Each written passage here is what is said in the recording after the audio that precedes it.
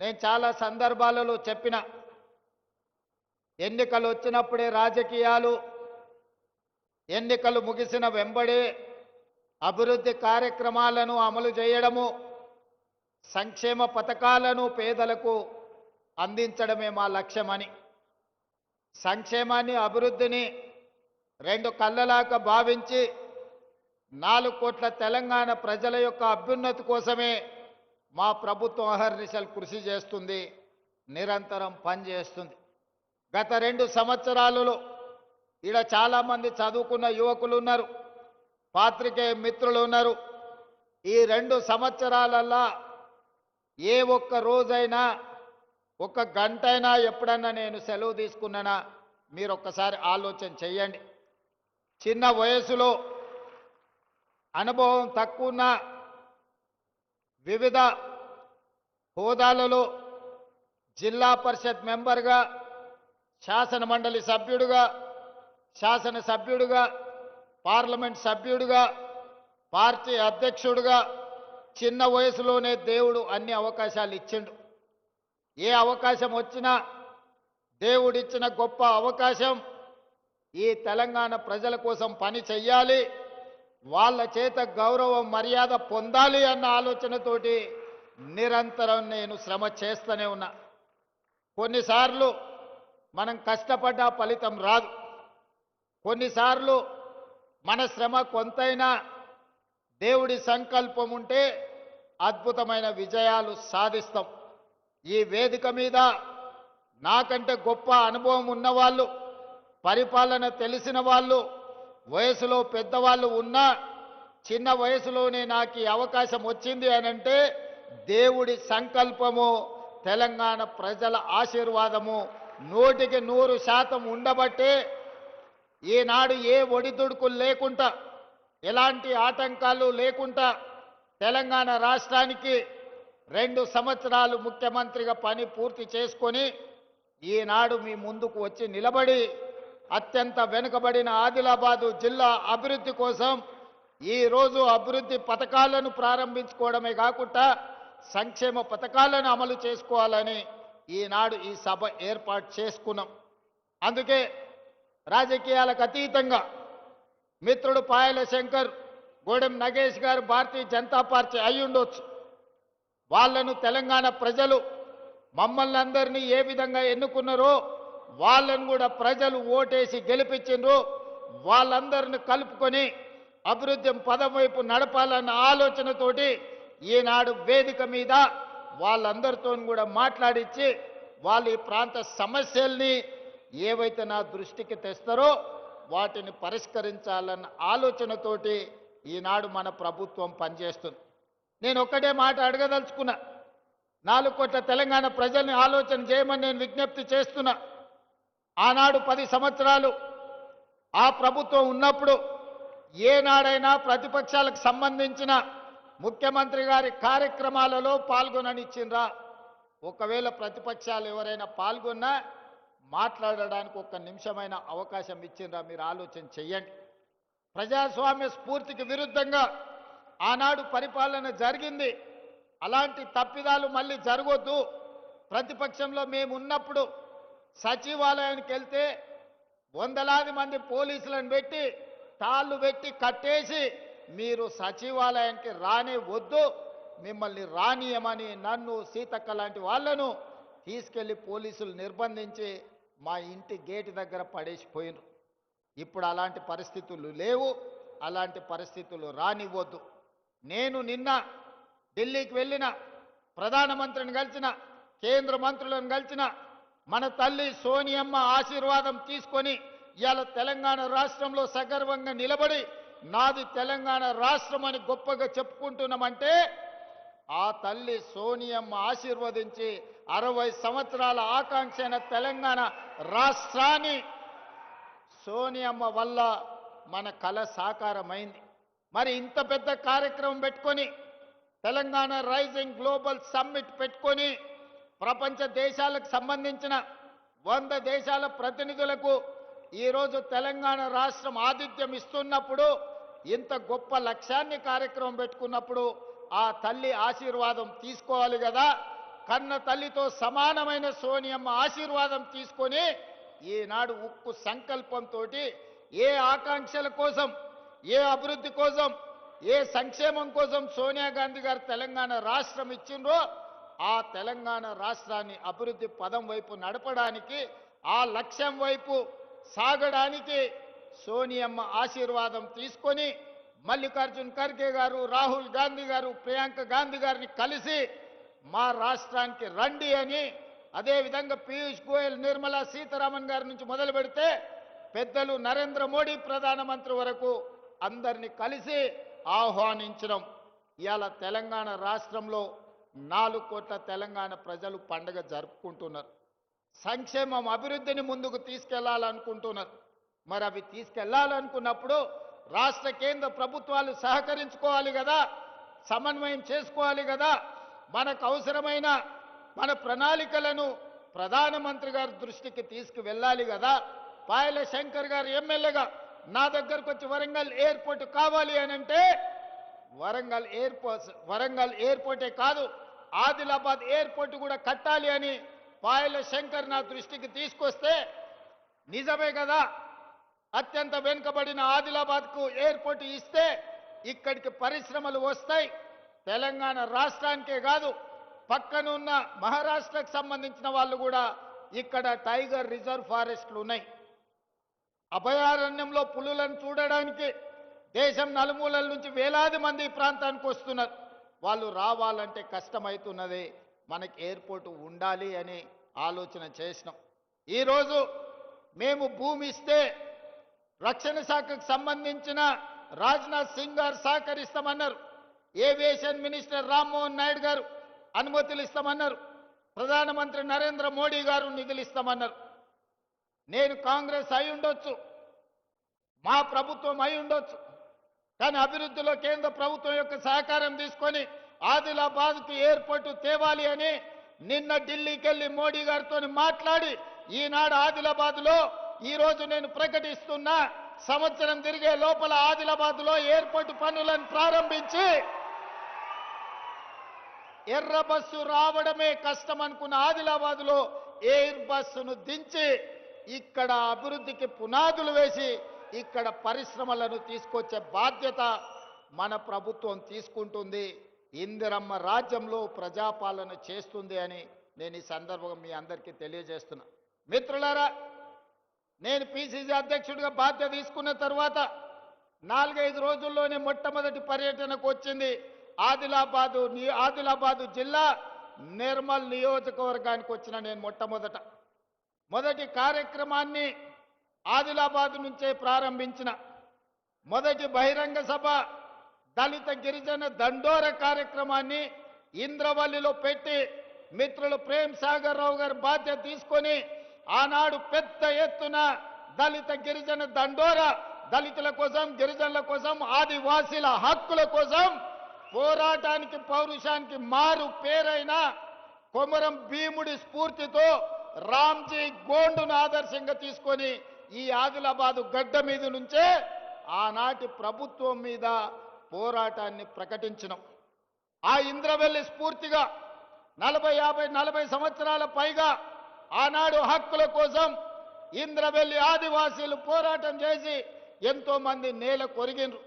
వాళ్ళందరినీ, వాళ్ళ కుటుంబాలను గుర్తిస్తాం, ఆదుకుంటామని చెప్పి అదేవిధంగా ఇంద్రవెల్లి అమరవీరుల స్తూపాన్ని పర్యాటక కేంద్రంగా ప్రకటిస్తామని ఆనాడు ప్రకటించడం జరిగింది. ప్రభుత్వం వచ్చిన తర్వాత మొదటి సంతకం ఇంద్రవెల్లి అమరుల స్తూపాన్ని పర్యాటక కేంద్రంగా ప్రకటించడమే కాకుండా ఆ కుటుంబాలకు ఇందిరమ్మ ఇండ్లు కట్టుకోవడానికి, నష్ట పరిహారం ఇవ్వడానికి ఆనాటి అమరులను మన ప్రభుత్వం ఆదుకున్నది. అదే కాకుండా ఆనాడు ప్రేమ్ సాగర్ రావు గారు అన్నారు, మీ పాలమూరు జిల్లాను ఎట్లయితే అభివృద్ధి చేసుకుంటావో మా ఆదిలాబాదును కూడా మీరు దత్తత తీసుకోవాలి, ఆదిలాబాదును అభివృద్ధి చేయాలని మిత్రులు ఆనాడు చెప్పడం జరిగింది.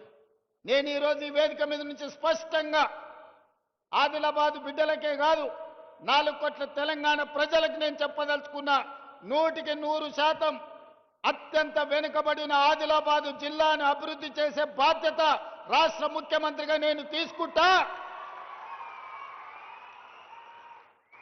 రాబోయే 2 నెలల్లో ప్రత్యేకమైన ప్రణాళికలు తీసుకొని ఇక్కడికే వచ్చి ఎంపీ నగేష్ గారు చెప్పినట్టు ప్రతి నియోజకవర్గానికి ఉమ్మడి ఆదిలాబాదు జిల్లా యొక్క అభివృద్ధికి సంబంధించి సమీక్ష సమావేశాలు కలెక్టర్లను వివిధ శాఖల అధికారులను అక్కడికే పిలిపించి రోజు మొత్తం సమీక్ష చేసి మీ సమస్యలకు పరిష్కారం చూపించి మీ అభివృద్ధి పనులకు నిధులను మంజూరు చేసే బాధ్యత నేను తీసుకుంటా. మళ్ళీ తొందరలోనే ఆదిలాబాద్కు వచ్చి అభివృద్ధి మీద సమీక్ష చేస్తా.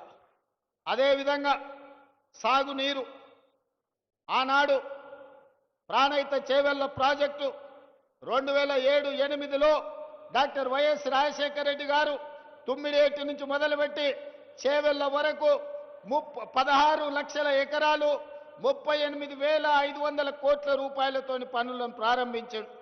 దానికి కాక వెంకటస్వామి గారు డాక్టర్ బాబాసాహెబ్ అంబేద్కర్ గారి పేరు పెట్టాలి, ఆదిలాబాద్కు నీళ్లు ఇవ్వాలని ఆనాడు కాక వెంకటస్వామి గారు ప్రయత్నం చేస్తే వైఎస్ రాజశేఖర రెడ్డి గారు డాక్టర్ బాబాసాహెబ్ అంబేద్కర్ ప్రాణహిత చేవెళ్ల ప్రాజెక్టును పనులు ప్రారంభించడమే కాకుండా ఆదిలాబాద్కు నీళ్లు ఇవ్వాలి అని వందలాది కోట్ల రూపాయలు ఖర్చు పెట్టి ప్రాంతంలో పనులు చేసిండ్రు.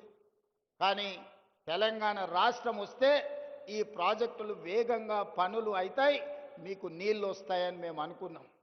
పాపం ఒక పెద్దాయన రూపంలో మీకు దయ్యమై పట్టిండు, మీ ప్రాజెక్టును కాలగర్భంలో కలిపిండు.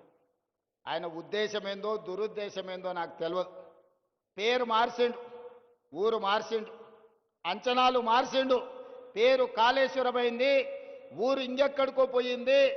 అంచనాలు 1,50,000 కోట్లయినాయి. 10 ఏళ్ళు తిరిగే లోపల 1,00,000 కోట్లు ఖర్చు పెట్టిండు. కాళేశ్వరం కడితే 3 ఏళ్లలోనే కూలేశ్వరం అయిపోయి కూలిపోయింది. ఆదిలాబాద్కు మాత్రం చుక్క నీరు రాలే. ఆయన ఇంట్లో కనక వర్షం కురిసింది తప్ప మన భూముల్లో బీడు భూముల్లో చుక్క నీరు రాలే. అందుకే ఇవాళ ఈ వేదిక మీద నుంచి స్పష్టంగా మీ అందరికీ మాట ఇవ్వదలుచుకున్న మిత్రులు నగేష్ గారికి శంకర్ గారికి కూడా విజ్ఞప్తి చేస్తున్నా. ఆనాడు ఉమ్మడి రాష్ట్రంలో 148 మీటర్ల ఎత్తుకు అనుమతి ఇచ్చిండ్రు.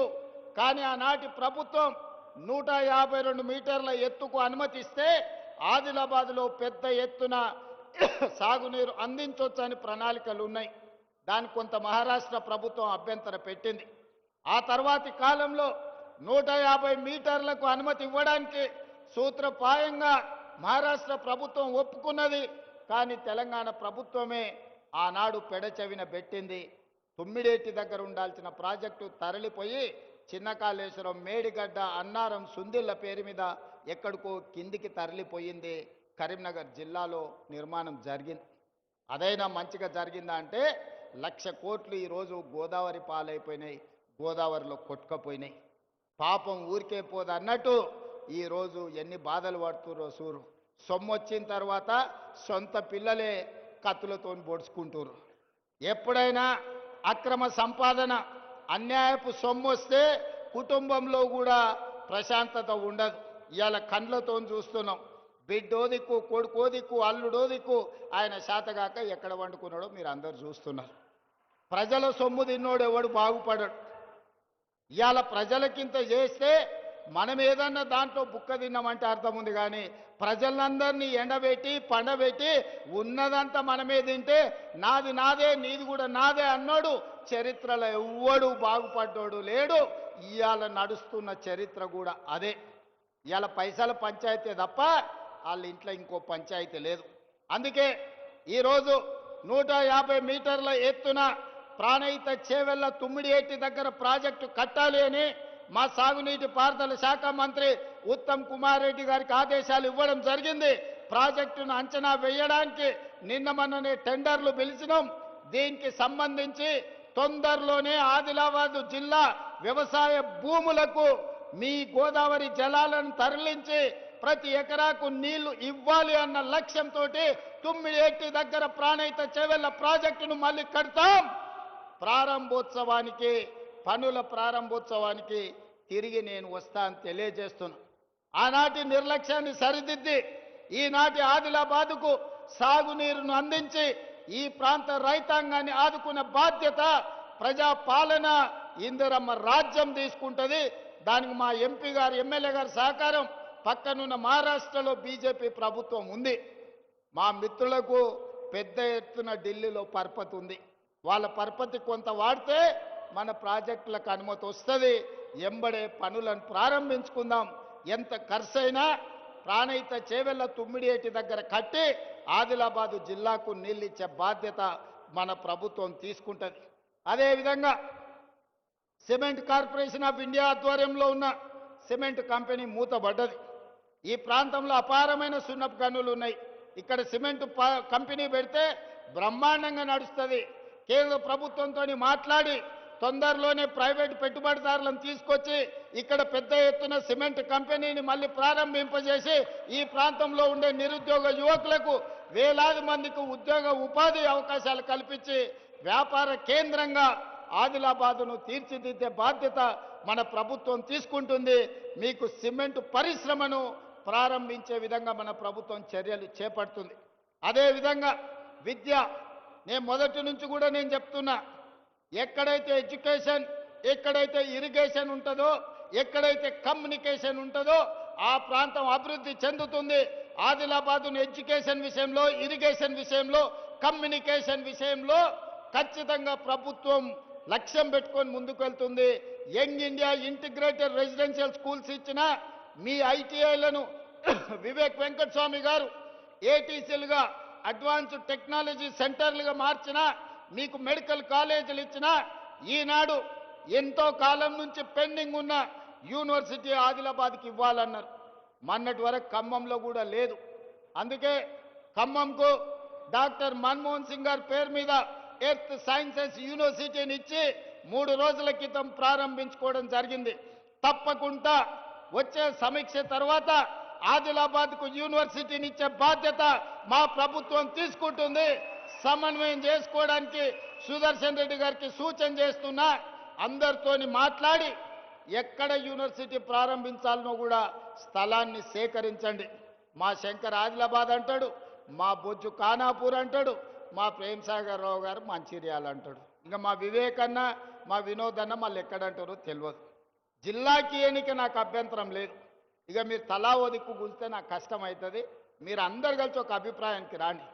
నాకైతే ఇంద్రవెల్లిలో కడితే బాగుంటుందని అనిపిస్తుంది.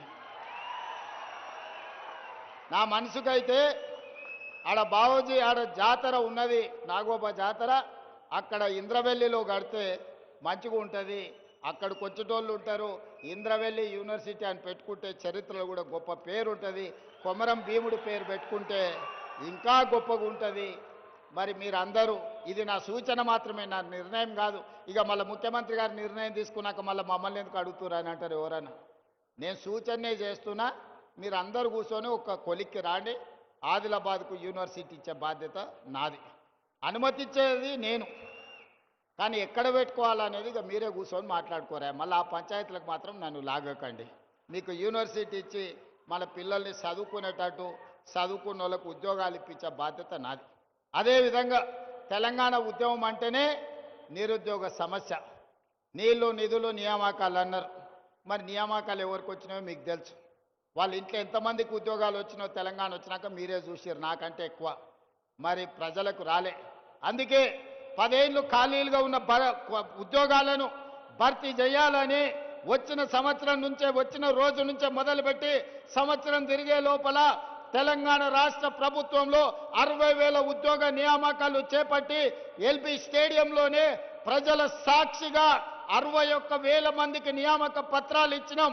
గ్రూప్ 1లో మనం ఉద్యోగాలు ఇస్తే 15 ఏళ్ల నాటి ప్రభుత్వం నియామకాలు చేపట్టలే. నేను ప్రక్షాళన చేసి తెలంగాణ పబ్లిక్ సర్వీస్ కమిషన్ పెద్ద ఎత్తున పారదర్శకంగా పరీక్షలు నిర్వహించి 563 మంది గ్రూప్ 1 అధికారులను ఆనాడు సెలెక్ట్ చేస్తే కోట్ల రూపాయలు ఇచ్చి కొనుక్కున్నారని పేదోళ్ళ పిల్లల్ని, వాళ్ళ చదువులను వాళ్ళని అవమానించారు. అందుకే కోర్టుకెళ్ళి తప్పుడు ఆరోపణలు కొట్టేపిచ్చి ఈరోజు 562 మంది గ్రూప్ 1 అధికారులను తెలంగాణను అభివృద్ధి చేయడానికి, తెలంగాణ పునర్నిర్మాణంలో భాగస్వాములు చేయడానికి వాళ్ళకు ఉద్యోగాలు ఇచ్చినాం. గ్రూప్ 2లో